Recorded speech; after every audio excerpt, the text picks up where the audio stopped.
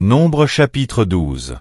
Marie et Aaron parlèrent contre Moïse au sujet de la femme éthiopienne qu'il avait prise, car il avait pris une femme éthiopienne.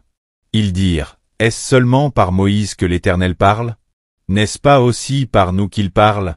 Et l'Éternel l'entendit. Or, Moïse était un homme fort patient, plus qu'aucun homme sur la face de la terre.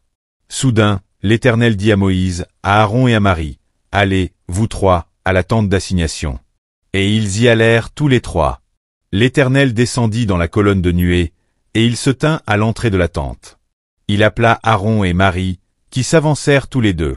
Et il dit, écoutez bien mes paroles. Lorsqu'il y aura parmi vous un prophète, c'est dans une vision que moi, l'Éternel, je me révélerai à lui, c'est dans un songe que je lui parlerai. Il n'en est pas ainsi de mon serviteur Moïse. Il est fidèle dans toute ma maison. Je lui parle bouche à bouche, je me révèle à lui sans énigme, et il voit une représentation de l'Éternel. Pourquoi donc n'avez-vous pas craint de parler contre mon serviteur, contre Moïse? La colère de l'Éternel s'enflamma contre eux.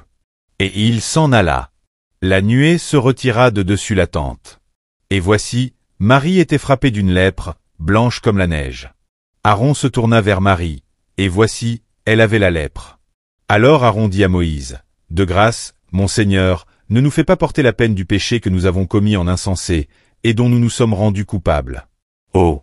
Qu'elle ne soit pas comme l'enfant mort-né, dont la chair est à moitié consumée quand il sort du sein de sa mère. Moïse cria à l'Éternel, en disant, ô Dieu, je te prie, guéris-la. Et l'Éternel dit à Moïse, si son père lui avait craché au visage, ne serait-elle pas pendant 7 jours un objet de honte? Qu'elle soit enfermée 7 jours en dehors du camp, après quoi, elle y sera reçue.